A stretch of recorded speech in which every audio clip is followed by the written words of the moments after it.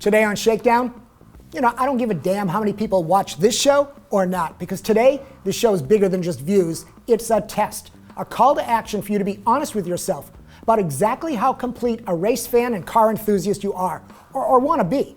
Are you open-minded and rational thinking in the forming of your automotive likes and dislikes, or something much less biased and bigoted in an opinion, your opinion, that may not even be based on fact? Today's a test for all 900,000 Drive subscribers. Let's see how many of you step up, because we are going to talk about NASCAR 2014 on the Friday before the Daytona 500, the biggest race of the NASCAR year, in what is still the biggest auto racing series in the United States of Americanocracy. And don't click away just because I'm invoking NASCAR. All I'm going to do today is use facts and factual cross-references to the car stuff and auto racing you love and respect to give you data to validate the reasons why you may hate NASCAR, or open your eyes to the reality that you may already be a NASCAR fan, you just don't know it. And I will share with you what I've discovered to be the single source of all your NASCAR hate. So there's another reason to tune in. Today on Shakedown, me, that little arrogant bastard or whatever you call me, talking NASCAR on Drive, pretty much guaranteeing that this show may be the first show on Drive to have more comments than views.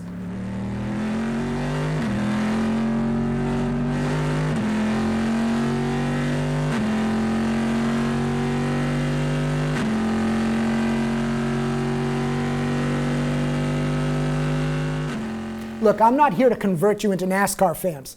I'm just going to share facts so we can know why we love or hate this thing. And I'm inviting NASCAR fans to tune in today too, to enter the discussion and intelligently share their NASCAR knowledge about things that I or we may not know, because I'm not claiming to be a NASCAR expert. And maybe together we, NASCAR fans and Drive fans, can learn something special and respectful about each other, ending the hatred and bigotry that separated us and changing the way we think about each other. Okay, maybe I went a little over the top there. I just watched the 42 movie, the Jackie Robinson integration baseball flick, and endured 2 weeks of sports news gay parading me with a constant barrage of Michael Sam will be the first non-heterosexual player in the NFL American football. Not that there's anything wrong with that, but maybe we all need to turn a page on NASCAR too. And yes, I just align NASCAR hate to bigotry and gay bashing.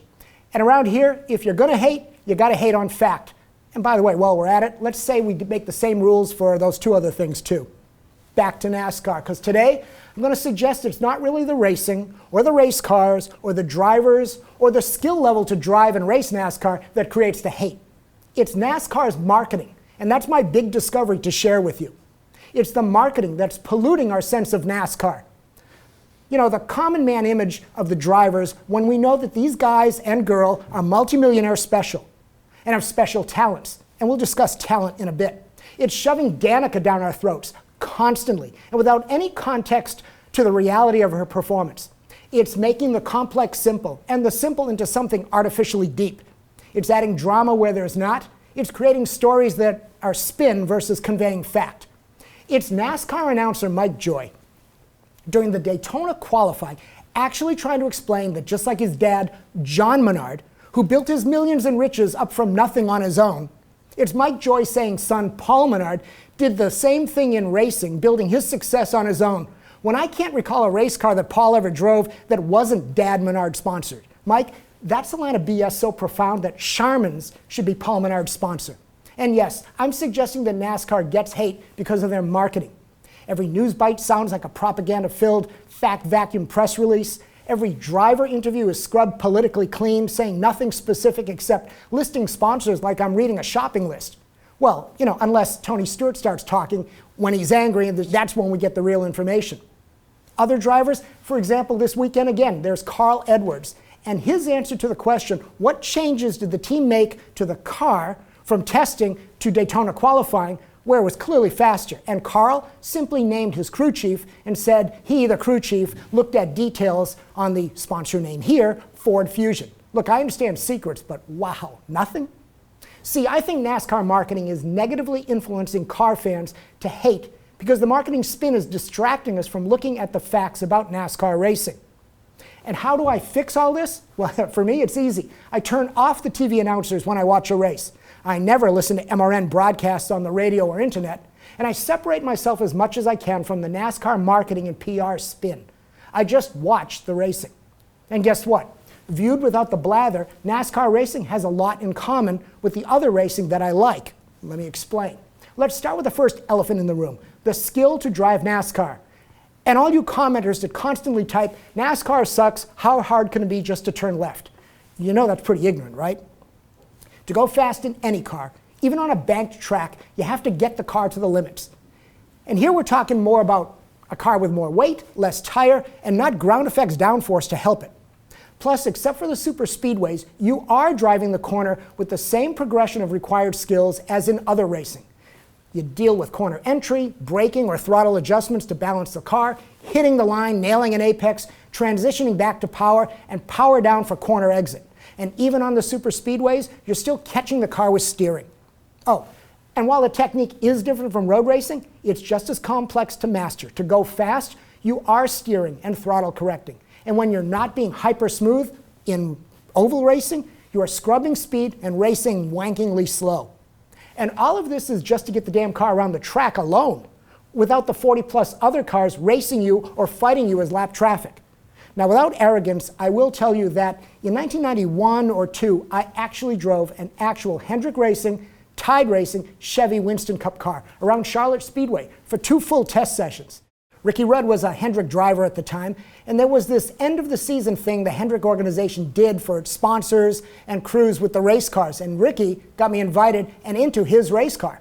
Now, no, there was no video back then. Yeah, we compared notes. The pole sitter for the race that year was entering turn 1, lifting but no brakes, at about 190+ miles an hour. 190 miles an hour.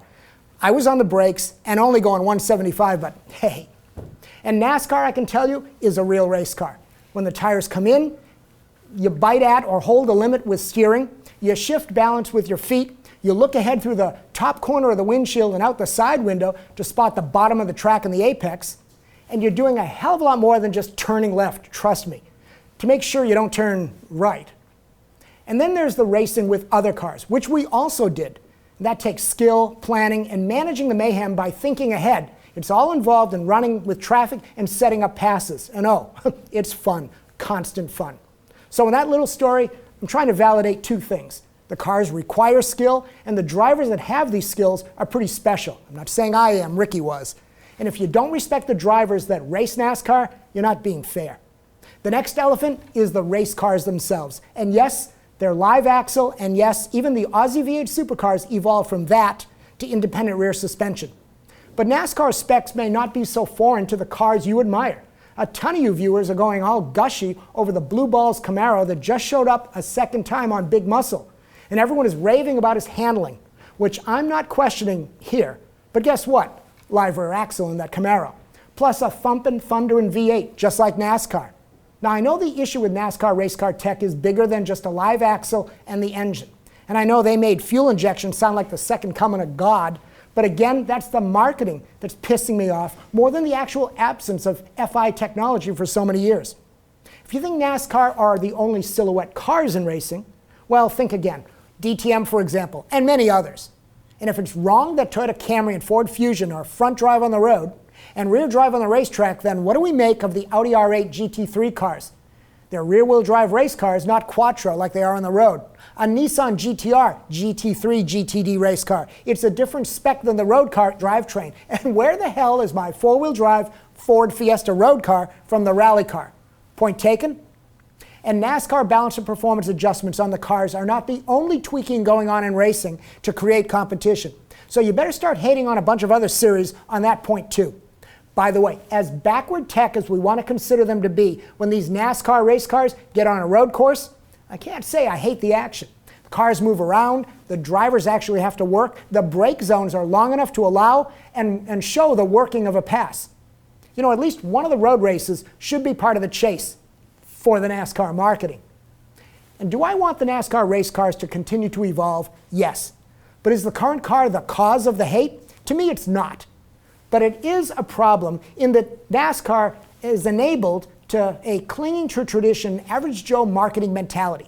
Racing cars should evolve from street cars, not get technically dumber doing so. That's not evolution. Well, not the evolution I was taught in my northern schools. Ouch. No. Now, let's discuss the actual NASCAR racing and find it's not that different from other forms of racing that we admire. Close racing in NASCAR. Check that off. Maybe better than some other series. And even when they're not throwing phantom yellows. But again, that's a marketing the show mindset that earns the NASCAR slam. How about race strategy? In NASCAR, ooh, they're riding around not going 10/10 100% of the time. You're going to tell me that in no other racing are teams and drivers managing pace over the course of a race? It only happens in NASCAR? I'll wait for you to fill out your list of denial there. How about team orders? The easy response is it makes the super speedway action super sucky. Or does it? Because drafting is NASCAR. But are team orders unique to NASCAR? Again, I'll wait for you to compile a list. And I'll kickstart your memory with the 2014 Dakar, where the team actually chose which car and driver would be the winner. Or Ferrari Formula One back in the day. Or endurance racing back in that day, and maybe even now. How about the NASCAR Chase?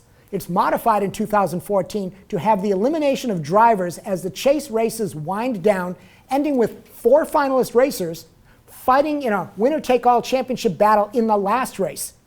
What's this, playoffs in racing? It's so artificial. Gotta hate that, right? Yeah, but no one bitches about it in global rallycross, sprint cars, and others that are doing the elimination thing.